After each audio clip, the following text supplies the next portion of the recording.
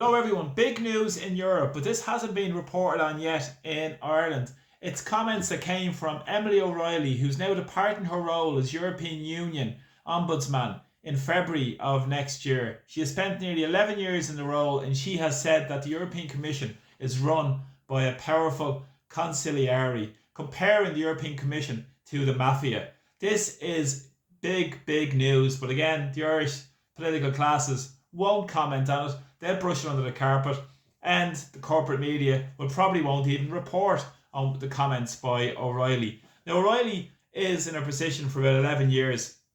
She's the chief accountability watchdog for the European Union and is supposed to investigate all the institutions and hold them to account. Now, this is interesting because she said she's been stonewalled on a long number of occasions by the European Commission looking for documents in terms of documents not being released. A lot of people under European law and under freedom of information are allowed to get access to relevant documents. But according to her office, up to 85% of those requests have been denied within the period and the time frame that was required.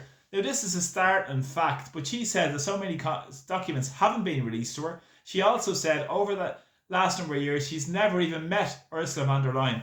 Von der Leyen has been the European Commission president since 2019, recently re-elected again back in June, supported by the majority of the Irish politicians who got elected as MEPs, coincidentally, a number of months ago.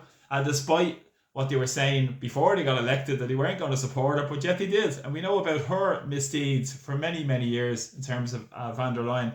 Now, it's interesting because we know the European Union is at the behest of the corporate lobbyists, the big corporations, and that's who they work for, against the interests of ordinary people. But now the fact is that we've had a member of the European Union and their own watchdog who has also said and compared them to the mafia. This is astounding.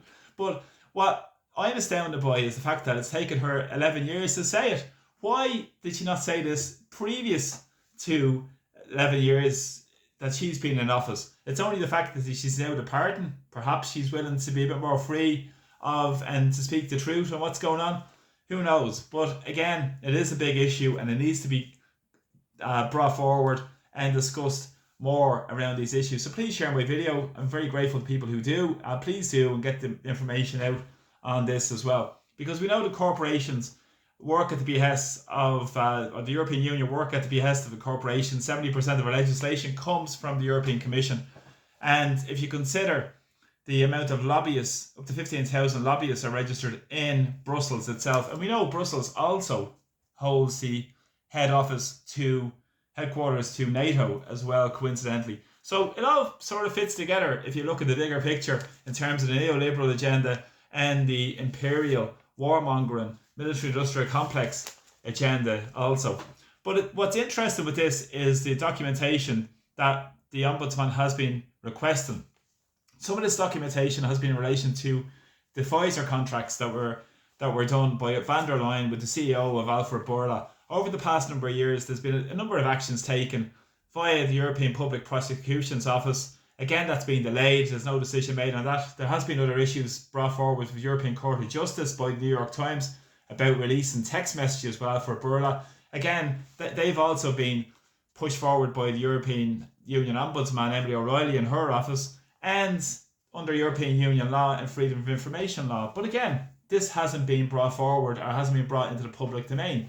These are critically important components of having transparency and trust, because we know already there has been deals going on under the table for years and years and years with big corporations, and now it's coming to a head where more and more people are seeing what the European Union really stands for.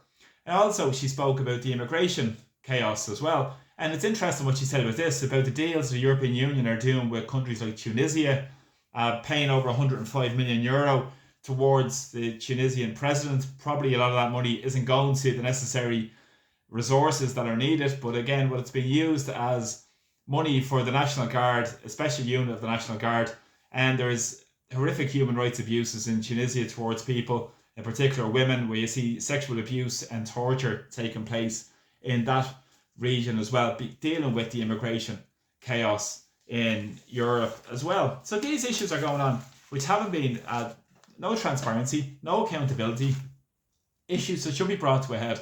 But all we have in Ireland is we have a political class that is completely wedded to the European Union project and neoliberal project and selling out our sovereignty. Most recently, Micheál Martin has spoken about doing a deal with regional independence and said it's very important that they remain Euro positive and they're on the side of the Fianna Fáil and Fine Gael government. Now, one of their own, essentially, a person themselves who was a watchdog in Ireland watchdog head for 10 years in Ireland, Emily O'Reilly, before she got the job in Europe, has now said that the European Commission is a powerful consiglieri, powerful mafia corporation, white collar criminals.